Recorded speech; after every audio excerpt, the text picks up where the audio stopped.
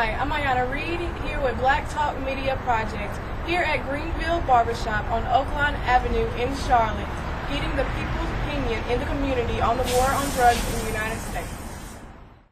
I'm here with Elts, getting his opinion on the drug war in the United States. What do you think about how the war on drugs is being fought in the United States? I think the police are doing a good job of fighting drugs because you don't see that many drug dealers. But then they locking drug dealers up because they get money off of it. Because each crime they fight drugs, they say they lock a person up like me, they're going to give me time in prison, work for low labor. Then when I get out, I have to pay a big fine, like $50,000, which I can't never pay back. You know what I'm saying? So that makes me a slave forever for the justice system. So then they put the drugs out here. They got, like, for example, they got police give me drugs just to sell you drugs to lock both of us up. So they got both of them and trap both of us. And it's their drugs, you know what I'm saying? It's right for them to sell drugs, but it's wrong for us to sell drugs. So we're being targeted in the wrong way. Instead of targeting us, and then targeting the people who set it out, which is them themselves. Why do you think there is a disproportionate amount of African Americans in prison for drug crimes? Like I said, because for we to pay high fees, because we're going to have to pay taxes on them drugs. And the taxes on them drugs, like 4.5 ounces of drug, that's like $50,000 you owe the state. They didn't give you no money, they didn't help you build your finances up, but then yet you owe them $50,000. So, you know, it's hard to comprehend to what the justice system trying to do to people unless you've been in a predicament before. Would you decriminalize or otherwise legalize drugs in the United States? If so, all drugs or just some, and which one? I say marijuana because marijuana helps the person think, it takes his time to think about things before he do it. And other drugs like alcohol, cocaine, there's more of a reaction to drugs. They help people get killed. They help people go to the hospital.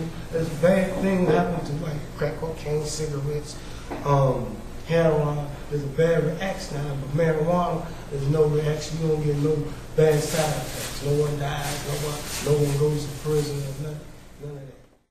We're here with Crystal getting her opinion on the U.S. drug war. But first, Crystal, I would like to ask you about your public access TV show. Okay. Well, my show is a little show that empowers people. It's geared to help people 35 years old and under. I give general information on where you can go to get food and where you can go get housing. I have people on my show that I interview for traditional housing and different places to go for different needs they might have, counseling needs or whatever. I give them information. It's an information-like center. And I also like to talk to our young people about empowering themselves with whatever's around that's positive. You know, I'm all about empowering people of color and young people, period. Your name and where we can find the show at? My name is Crystal Chavers, and my show is on Public Access Channel 21, and it comes on every second Wednesday at 10:30 to 11:30 p.m. on Channel 21, Public Access. That's cable 21. All right, we'll begin with our questions now. What do you think about how the war on drugs is being fought in the United States? What do I think about it? Mm-hmm. I think it's atrocious. It's unfair. All right. Why do you think there is a disproportionate amount of African Americans in prison for drug crimes? For drug crimes. Say that again, please. Why do you think there is a disproportionate amount of African Americans in prison for drug crimes?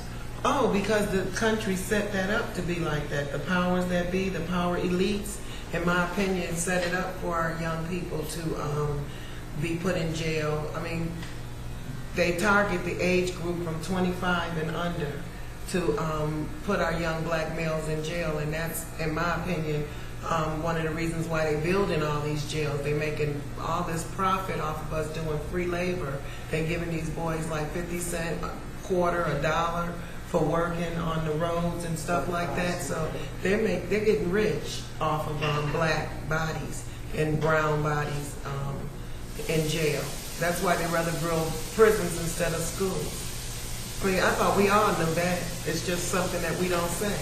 But we know that it's all disproportionate because they're all about targeting the black man that they're fearful of, and that's what the power elites are doing. We have a black president now, so we hope things will change, but you know, it's going to take a lot of us to come together and do some Martin Luther King things instead of being punks, because that's what I think we're being, punks, and dropping the bag for our young people. We're not doing for our young people like we should. We are just being afraid.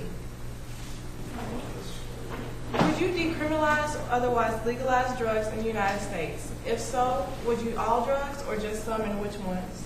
Yeah, I would. I think marijuana should be legal, in my opinion, because it's not even as bad as cigarettes. Cigarettes is a drug that actually kill you. It tells you on the pack. Marijuana doesn't kill anybody. And we can stop locking up so many of our young black men if they legalized it. You know, they could quit locking up so many young people because the old people, the presidents were probably smoking it, you know. So, I mean, it's just not fair the way our young people, again, are being attacked. Our young people of color. It's just not fair. And we know this as parents, and some people like me are trying to do something about it. This young man just brought me a pack of Newports that tell you right on the pack is dangerous for your health, but yet we're smoking cigarettes like it's okay. So that's what I have to say about that.